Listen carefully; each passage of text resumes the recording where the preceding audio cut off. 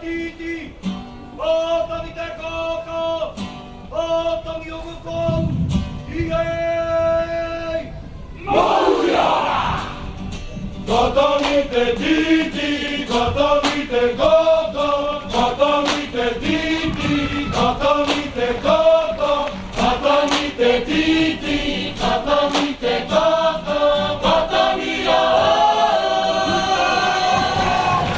Vitere o kopiri, vitere o karangatire, mari ora e.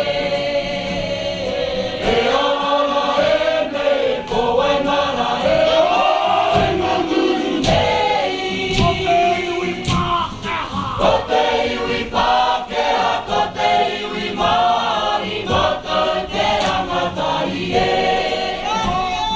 Waki a kuringa e kohero mari, kataina ketia e mari Pākehā, ka uri atu i te kimitura.